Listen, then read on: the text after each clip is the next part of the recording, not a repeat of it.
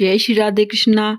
संकुष्टी चतुर्थी व्रत इस बार है 7 दिसंबर 2025 को। आइए इसकी कथा सुनते हैं।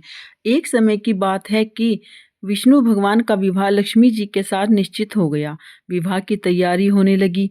सभी देवताओं को निमंत्रण भेजे गए, परंतु गणेश जी को निमंत्रण नहीं दिया गया। कारण जो भी रहा हुआ होगा। अब भगवान विष्णु की बारात जाने का समय आ गया। सभी देवता अपनी पत्नियों के साथ समारोह में आए। उन सब ने देखा कि गणेश जी कहीं दिखाई नहीं दे रहे हैं।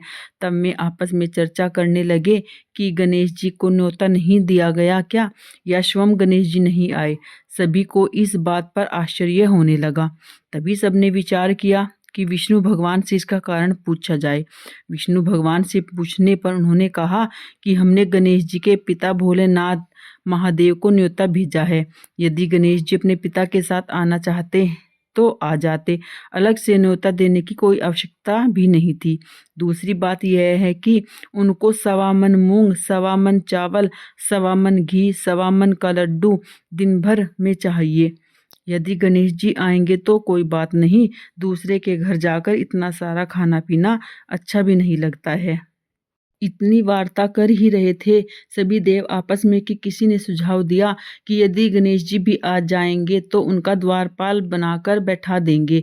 आप घर की याद रखना, आप तो चूहे पर बैठकर धीरे धीरे चलोगे तो बारात से बहुत पीछे ही रह जाओगे।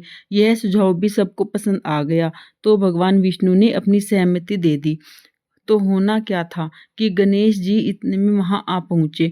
उन्हें समझा बुझाकर घर की रखवाली करने बैठा दिया। बारात चल दी। तब नारद जी ने देखा कि गणेश जी तो दरवाजे पर ही बैठे हुए हैं, तो वे गणेश जी के पास गए और रुकने का कारण पूछा। गणेश जी कहने लगे कि भगवान विष्णु ने मेरा बहुत अपमान किया है। नारद जी ने कहा कि आप अपनी मूषक सेना को आगे भेज दें तो वह रास्ता खोद देगी, जिससे उनके वाहन धरती में धंस जाएंगे। तब आपको सम्मान पूर्वक बुलाना पड़ेगा।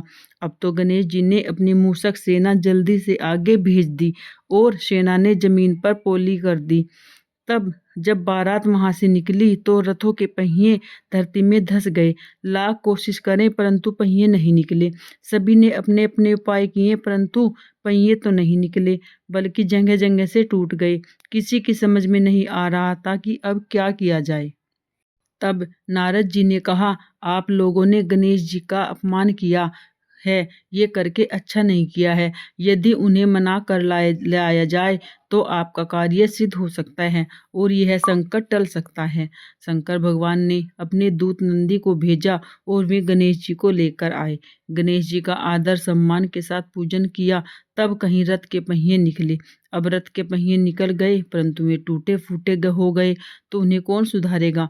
पास के खेत में खेती का काम कर रहे थे, वह वहां से उन्हें बुलाकर लेके आए।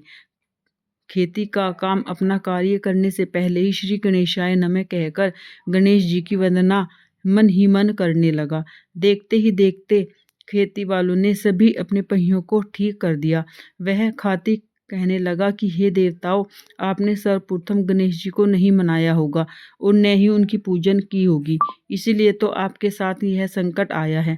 हम तो मूर्ख अज्ञानी हैं, फिर भी पहले गणेश जी को पूजते हैं, उनका ध्यान करते हैं।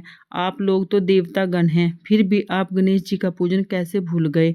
और आप लोग भगवान श्री गणेश जी की जय बोलकर जाएं तो आपके सब काम बन जाएंगे, कोई भी संकट नहीं आएगा। ऐसा कहते हुए बारात वहां से चल दी और भगवान विष्णु का लक्ष्मी जी के साथ विवाह संपन्न हुआ। विवाह संपन्न करा के सभी सुकसल घर लौट आए। हे गणेश जी महाराज, आपने विष्णु को जैसे काज सरियो ऐसे काज सबके सिद्ध हो। सबके जो कार्य हैं बिना किसी विघ्न के संपन्न हो। बोलो गजानन भगवान की जय। तो इस तब से ही ये है कि मतलब पहले प्रथम पूज्य गणेश जी है, इसलिए हम लोग कोई भी अपने घर में छोटी बड़ी कोई भी पूजा हो, कोई भी हमारे यहाँ छोटा बड़ा मंगल कार्य हो, तो हम उसमें पहले गणेश जी भगवान की पूजा करते हैं। इसीलिए गणेश जी को विघ्नहर्ता बोलते हैं। पहले गणेश जी की पूजा करने के बाद ही हमें सभी पूजा करनी चाहिए, इससे हमारे कार्य संपन्न होते हैं। बोलो गणेश भगवान की जय। आपको कथा पसंद आई है तो प्लीज़ चैनल को लाइक करें, शेयर करें, सब्सक्राइब करें। कथा को औरों के साथ भी शेयर करें। हर संकष्टी के चतुर्थी के दिन हमें कथा अवश्य सुननी चाहिए। राधे राधे।